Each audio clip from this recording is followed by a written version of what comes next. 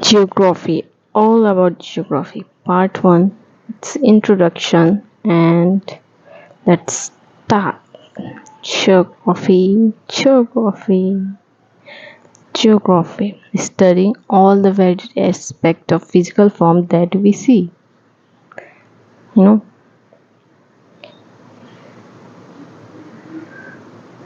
flora, fauna, population, mountains, rivers, air, galaxy, universe, solar system, earth का layer, सब कुछ। Geography पढ़ रहे हो मतलब आप बायोलॉजी भी पढ़ रहे हो, फ्लोरा फौना से इकोनॉमी पढ़ रहे हो, रिसोर्सेज के बारे में भी पढ़ रहे हो, इसमें सोशल साइंस पढ़ रहे हो, पॉपुलेशन, इमिग्रेशन, माइग्रेशन के बारे में पढ़, हिस्ट्री, ताकि आपको पता चले कि पहले क्या हुआ था, अभी क्या हो रहा है। तो ज्योग्राफी अगर आप पढ़ रहे हो तो आप सब कुछ पढ़ रहे हो, बायोलॉजी, इकोनॉमी, सोशल साइंस और हिस्ट्री। मतलब आप अगर ज्योग्राफी का बेस मजबूत है तो आप ऑलरेडी इन चारों सब्जेक्ट का भी बेस मजबूत कर चुके हैं, और जीवन जीने के लिए बस यही 5 सब्जेक्ट तो ज़रूरी होते हैं। पर हाय रे ये एजुकेशन सिस्टम जो ज्योग्राफी को सिर्फ मैप पे बना दिया है। जब कोई जाएगा ही नहीं तो जानने का क्या ज़रूरत है कि कौन सा देश कहाँ है, पहले बेसिक तो पढ़ाओ।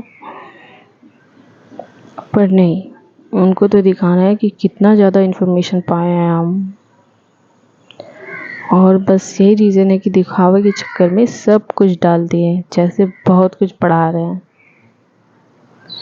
बच्चे को सब बता दो बचपन में, तो जितना याद हो सकता है होगा, बड़े होने के बाद तो मेमोरी से मरने लगता है।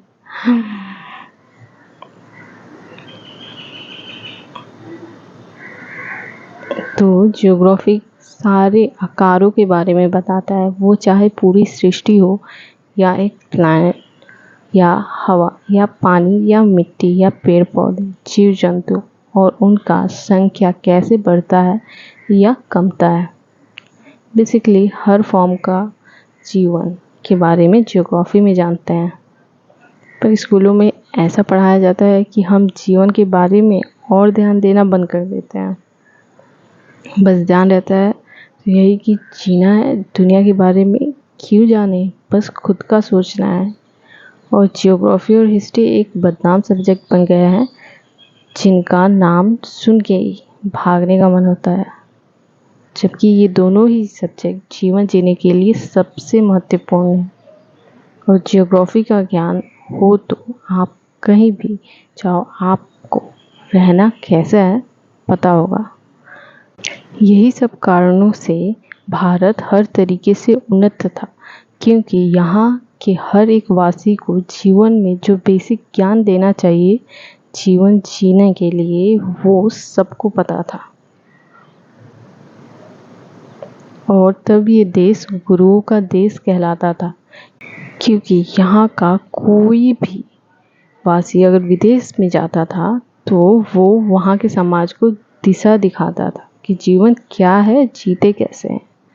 और हमारे भारत पुनः अपने रूप में आए, उसके लिए यहाँ के हर वासी को अपना बेसिक ज्ञान लेना होगा, ताकि सही से जीवन को जिए। जब यहाँ के वासी अपने रूप में आएंगे तो ये देश भी अपने रूप में आएगा ही।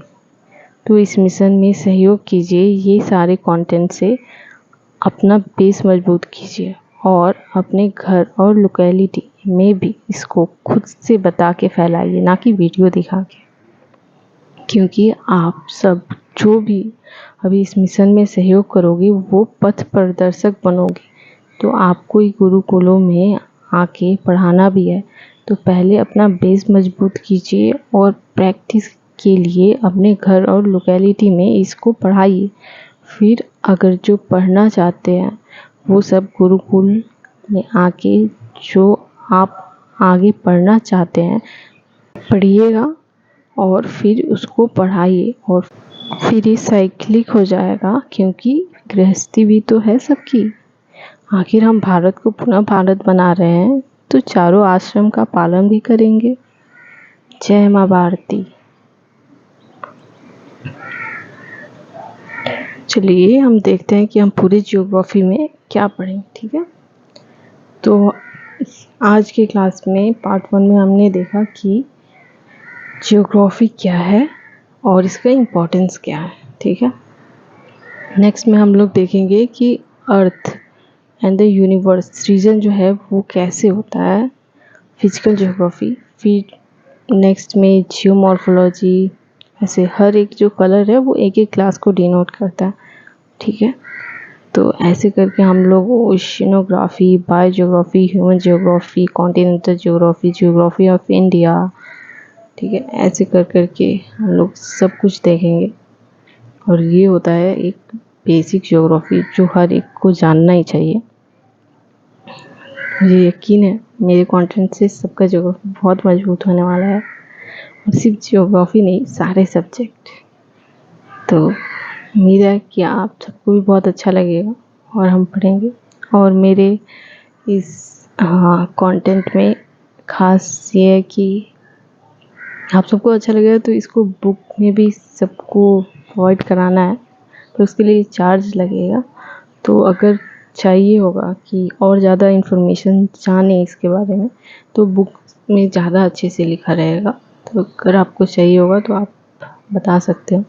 और मेरे सारे सीरीज़ में एक एक्स्ट्रा पॉइंट है जो आपको और कहीं किसी बुक में नहीं मिलेगा, वो है होनी। क्योंकि क्या है, अगर ये सारे ज्ञान भारत में कभी थे तो फिर चले गए, फिर आएंगे, और ये यहाँ पे हर एक चीज़ साइक्लिक ही होता है ये संसार में। तो ये है कि रहता ही है वहाँ ज्ञान, पर फिर कहीं चला जाता है। किसी कारणों से लोग और ज़्यादा अज्ञानता लेकर आ जाते हैं, क्योंकि वही बात हो जाती है कि कोई एक ऐसा अज्ञानी होता है ना, जो लोगों को मूर्ख बनाने में माहिर होता है।